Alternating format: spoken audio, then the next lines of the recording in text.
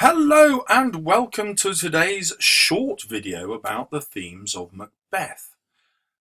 You will remember that Lady Macbeth is rumoured to have killed herself, and the motive usually given for that is her guilt over what she's done. Yet Macbeth himself does not seem to suffer any guilt whatsoever when it comes to the final climax of the play. He suffers guilt immediately after he kills Banquo, and immediately after he kills Duncan, and then after he kills Banquo. But after that, he stops feeling guilt and just pursues this remorseless path towards his own destruction. Well, let's have a look at what Shakespeare is up to. Many people, certainly at the time, would have read this as proof that Shakespeare is taking a moral Christian perspective. And because Macbeth has gone against God and gone against the divine right of kings, killing a king was, if you like, the worst offence against God's teaching and God's power. And this is why he gets killed so quickly once he's become king. But Shakespeare is a much more interesting writer than that. He virtually invents the idea of psychology.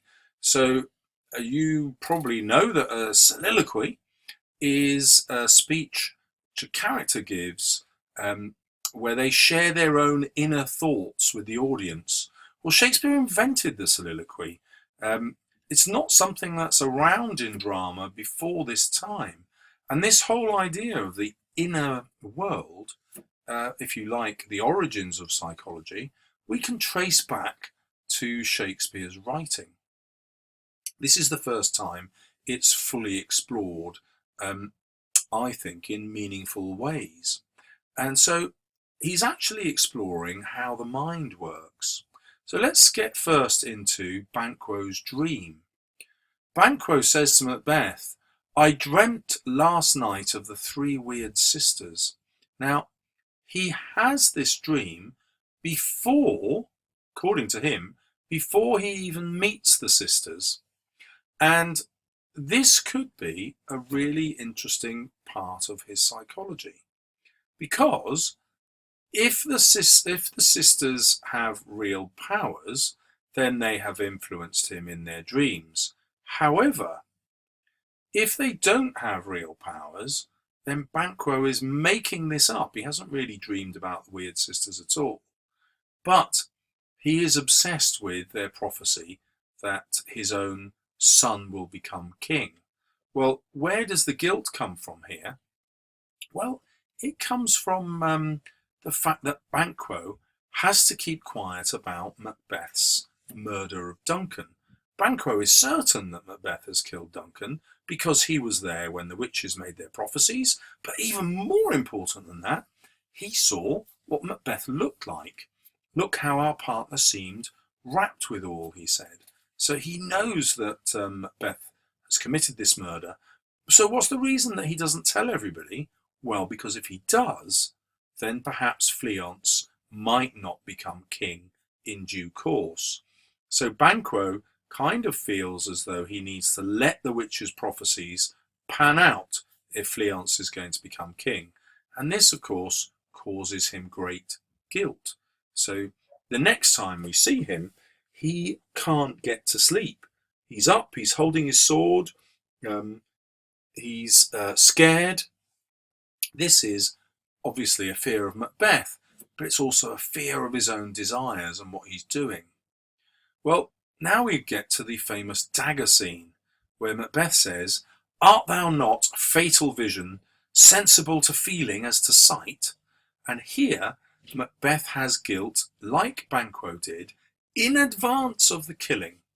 So he's not even killed Duncan yet, and he's already feeling guilty, and this causes a schism, if you like. A schism is a rip, a massive divide.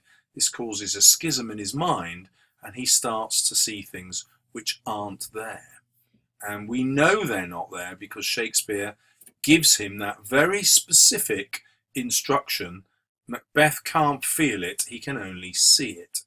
And so it's very clear that Shakespeare intends this to be an object that only Macbeth can see. Now, some directors decide that actually he is seeing a dagger that the witches have kind of conjured there for only him to see, but that doesn't really work, does it? You know, we haven't seen anything in the witches up to this point where they operate in this secret way. In fact, their main way of working, their modus operandi, if you like, is to actually show. They actually show Macbeth everything, and they show Banquo everything. They don't keep anything hidden at all. So that, for me, doesn't work. It must be Macbeth's own guilt that's making him see this dagger.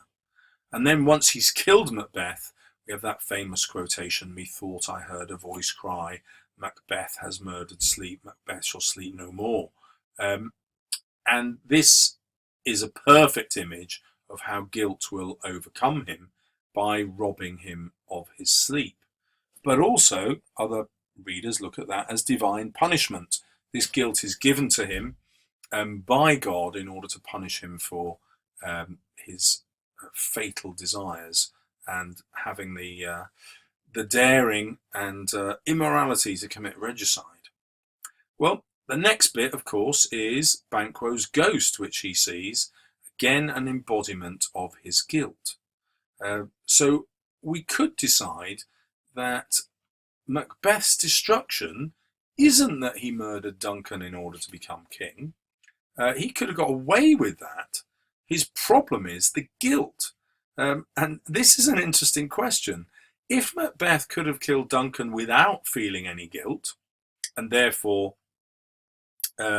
did sleep, would he have made the decision to kill Banquo? He might have decided not to. He might have decided to wait and see. So there was perhaps a case for saying that Macbeth's problem isn't that he's killed Duncan, it's his reaction to it. And we can see Lady Macbeth's description of her husband: "Put on your nightgown, look not so pale. I tell you yet again, Banquo's buried." This happens in her sleepwalking scene, and it shows that Macbeth must come back to this again and again. The fact that he's in his nightgown shows that he's dreaming about it. So Banquo's ghost doesn't just arrive at the banquet, it haunts his dreams. And I tell you, yet again, gives us her frustration that Macbeth can't escape this guilt. It's happening constantly. And by the time she's sleepwalking, we realise that they must be sleeping apart. And how do we know this? Well, Macbeth has never seen her sleepwalk. He's only heard about it from her waiting woman, and the gentlewoman tells Macbeth, who then summons the doctor. So Macbeth himself is so distant from his wife now that he doesn't know she's sleepwalking until he's told. Well, you might decide that that's because he's no longer in love with her, but this line suggests something different. She actually can no longer put up with him and his guilt.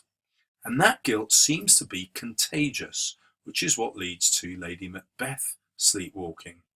Here's the smell of blood still, she says, on her own hand. Now remember, she hasn't killed Duncan, but going back and putting the daggers back on him, smearing her own hands with blood, is a metaphor for the guilt that she feels and can no longer put up with. And so the theory goes she ends up killing herself. Well, we can look at that as simply those guilty parties, Macbeth and Lady Macbeth, being punished rightly by God. But there's another interesting possibility here. We have Macduff. Now, Macduff is supposed to be a good guy. He's the final killer of Macbeth, the person who challenges the tyrant and executes him, doing God's work and restoring Malcolm to the throne. But what does he feel guilty about? Well, he left his castle and his family and everybody who worked in the castle totally unprotected, because when Macduff left, he didn't just leave himself, he would have taken all his soldiers in order to join up with Malcolm. This is reckless, because any any general, if you like, would know that this would leave his castle exposed, and anyone who knew Macbeth, as Macduff does, would realise that Macbeth would certainly seek vengeance. And that's why he says, "My wife and children's ghosts will haunt me still." He'll never be able to escape the guilt of what he's done. Now, we can go in a little further here and see that those people who have committed these really awful acts are all male. Lady Macbeth has actually not really committed any evil act other than encouraging her husband to kill Duncan, which he was going to do anyway. Well, obviously that doesn't excuse her, but what Macduff does, simply abandoning his wife and children, is, I think, just as bad as Macbeth deciding to kill Duncan. After all, Macbeth's action has killed one man, whereas Macduff's action makes it inevitable that his family will be slaughtered. And he uses his own psychology of guilt to fuel his desire to kill Macbeth. So guilt doesn't become a positive force in this play. It's not something that keeps us in check, which is what we normally associate with guilt. It's not something that makes us behave in moral ways. It actually drives us to more and more violent acts. It sends all these characters to war or to death. So when we get to the end of the play, perhaps Shakespeare is asking an interesting question. Would the world be a better place if we never suffered from guilt at all? If we simply acted as we thought we should and then didn't regret what we had done? I know that sounds a bit bizarre, but if we look at the killing of Duncan, could this killing have led to a better world in which Macbeth was better placed to defend Scotland against its enemies? And it's only his guilt which has forced him to carry on murdering. An interesting question, isn't it? Anyway, you can take your own view. These quotations will help you analyse all the psychology of guilt. And good luck in your revision. Try them out in some essays and let me know how it goes. Thank you for watching.